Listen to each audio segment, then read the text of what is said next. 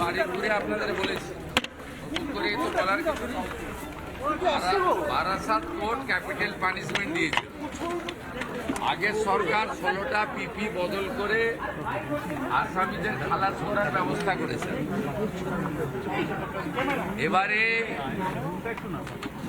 যে পরিবার ক্ষতিগ্রস্ত হয়েছে তারা সুপ্রিম কোর্টে গেছেন, মামলা সুপ্রিম কোর্টে বিচারাধীন।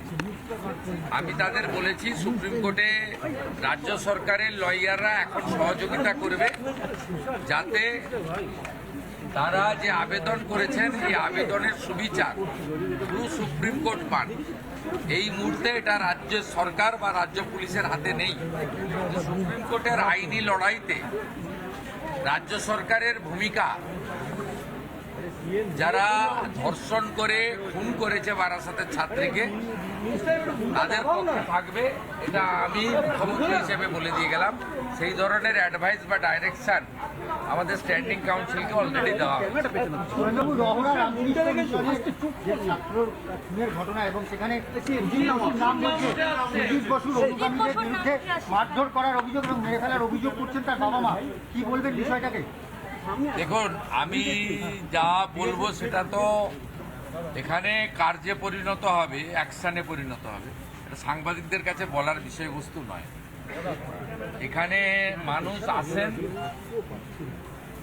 তারা অনেক প্রত্যাশা নিয়ে আসেন। আমি আপনাদেরকে শুধু বলতে পারি, আজকে আমি রাজ্য বিজেপির যারা জিএস, যারা সেক্রেটারি ছিলেন, তাদের কাছে এর আগে যে 5-6টা আমরা জনতার দরবার আমি করেছি, তার অ্যাকশন টেকেনও আমার অফিস ওনাদের হাতে তুলে দিয়ে গেছে।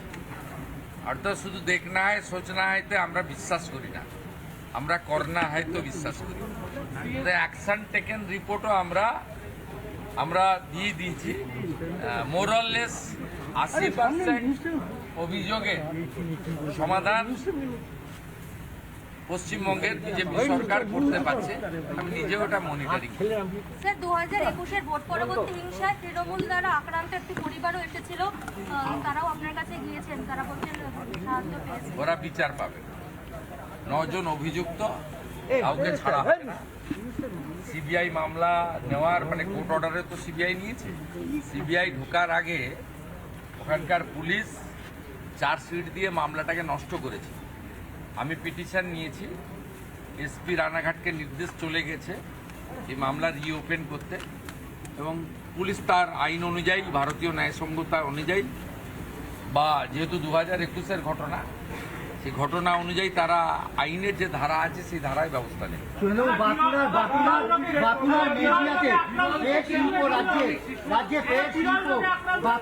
বাঁকুড়ার মেজিয়াতে আপনি উদ্বোধন করেছিলেন না সবে, এর উদ্বোধন 1,000 কোটি টাকার, এত বড় 1,000 কোটি টাকা কে বলি? 15,000 কোটি টাকা, 15,000 কোটি টাকা। শুধু তাই নয়, 17 তারিখেও হবে, 19 তারিখে আমুলেরও ভূমি পূজন হবে। আমাদের স্বরাষ্ট্র সমবায় মন্ত্রী করবেন ভারত সরকারের।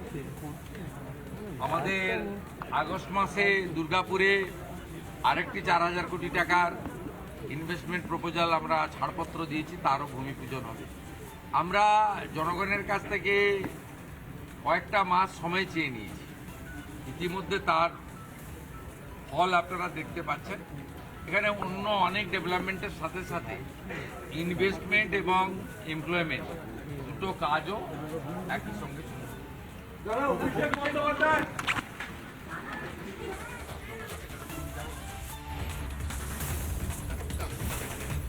আমরা এই মুহূর্তে দেখাচ্ছিলাম সরাসরি সল্টলেকে বিজেপির কার্যালয়। সেই বিজেপির কার্যালয়ে জনতার দরবারে ছিলেন মুখ্যমন্ত্রী শুভেন্দু অধিকারী। সেখানে বেশ কিছু বিষয় নিয়ে তিনি উপযুক্ত পদক্ষেপ নেওয়া হবে বলেও বার্তা দিয়েছেন মুখ্যমন্ত্রী শুভেন্দু অধিকারী।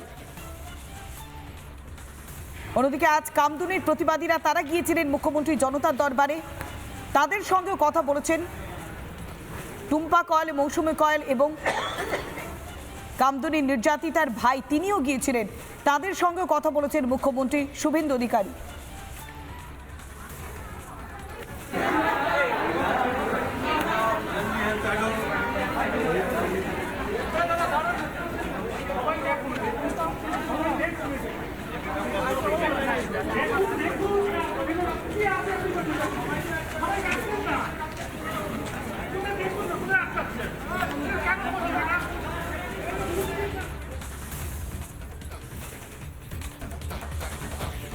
নানা ধরনের কন্টেন্ট দেখার জন্য লাইক করুন, শেয়ার করুন আমাদের ফেসবুক পেজ, সাবস্ক্রাইব করুন আমাদের ইউটিউব চ্যানেল। পাশাপাশি অন্যান্য ব্রেকিং নিউজের জন্য অবশ্যই চোখ রাখুন রিপাবলিক বাংলায়।